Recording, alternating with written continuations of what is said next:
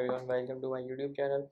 In this video we will talk about what express entry is, and once you submit your express entry profile, I'm talking about post ITA. When you submit your AOR, your application passes through various stages. We will discuss each of that stage in detail. So let's see. So guys, express entry that was launched in January 2015 considered to be Canada's flagship application management system for the following economic programs or categories such as Federal Skilled Worker Program, that is FSWP, Federal Skilled Trade Program, that is FST, CES, that is Canadian Experience Class, and the famous PNP, Provincial Nominee Program. We will discuss each of this category in detail in a separate video.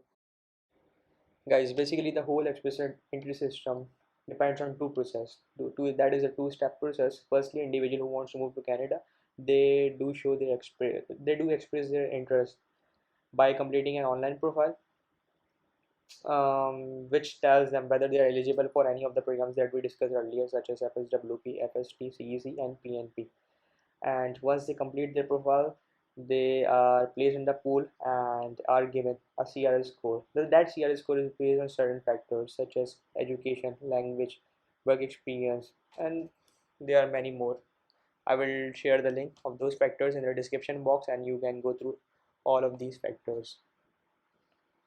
The second part is in every few weeks they do health draws, and let's say if your CR score is high enough and that you get an invitation, that is ITA, you are eligible to apply for PR. Now you have 60 days after you get the ITA.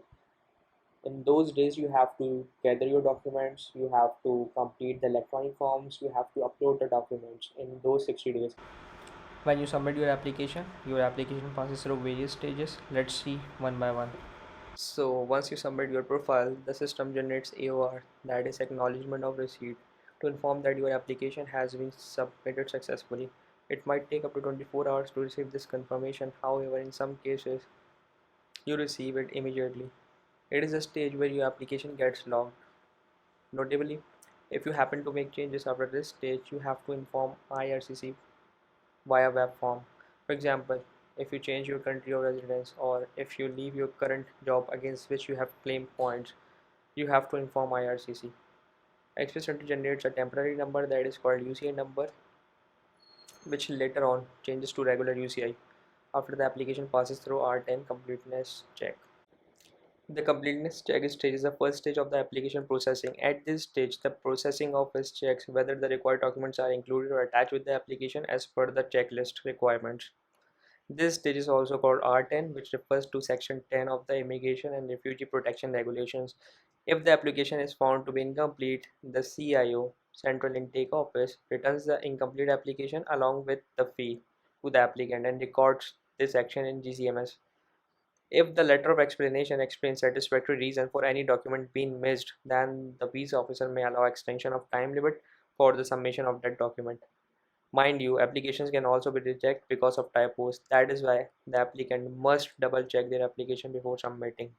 So the next stage is the review of eligibility stage. This stage is a very time consuming process because all documents that you submit are checked for validity and relevance. To make this process efficient,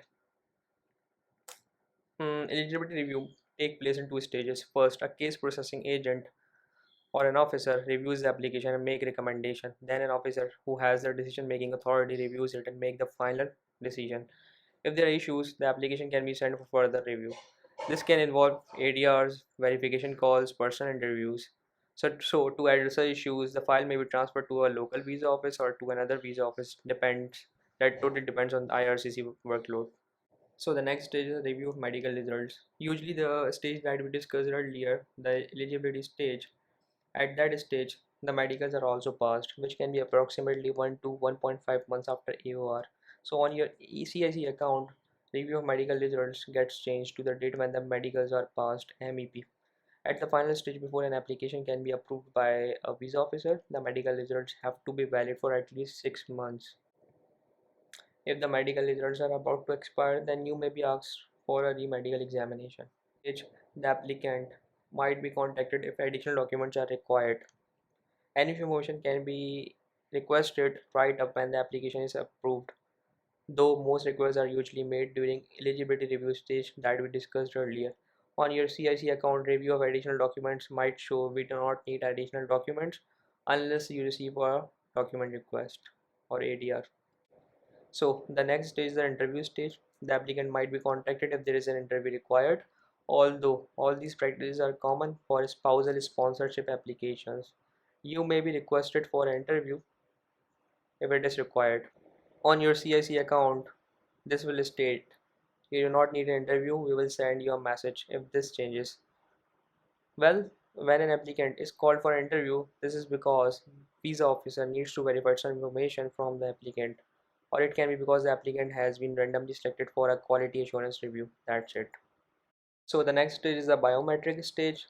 If your age is between 14 and 79 years old, you need to give your fingerprints and photo for every application for PR you submit. Even if you happen to give your biometric in the past, they are still valid. Before an application can be approved and before the security check start, that is the last stage, the biometric must have to be completed. If the applicant or if you are residing in Canada, then the biometrics are not required until IRCC asks for it. Background check is the next stage, a procedure to verify the criminal or security background of the applicant to ensure that they are eligible or admissible to Canada. Criminality, security, and information sharing all come under the umbrella of background check. Three federal bodies are responsible. They do work together to carry out all these tasks. These bodies are IRCC, that is Immigration, Refugees and Citizenship Canada, CBSA, that is Canada Border Services Agency, and lastly CSIS, Canadian Security Intelligence Service. The last two bodies, CBSA and CSIS, they do provide security advice to IRCC regarding the applicant not being a threat to national security. These two bodies do not take decision, rather, it is the task of IRCC to take a final decision. So the first check is the criminality check that mainly consists examining the information that accompanies an application, which includes a police certificate, that is PCC, from all countries where the applicant has lived for more than 6 months. It is not required or not a requirement to provide an additional PCC after submitting an application to IRCC. However, you can be asked for an additional PCC. So the second process is information sharing. Basically, the main purpose, the sole purpose of this sharing is to check the criminal history, human rights and terrorism related issues at partner countries. Security check and security screening is the next stage, which is provided by CSIS, that is Security Screening Program. Through this program, CSIS provides security advice on PR and citizenship applicants, the persons applying for PR visas and persons applying for refugee status in Canada. This department reports back to IRCC whether it has concerns or not. It prepares an NRT that is called No Reportable Trace if it finds no adverse information on the applicant. On the contrary, the service prepares an inadmissibility brief when it believes that the applicant is inadmissible, as described in the Immigration and Refugee Protection Act. So the final stage is the final decision stage. At this final review stage, when the security result comes in and everything is good to go, the applicant is finalized and the applicant receive a PPR, that is passport request form.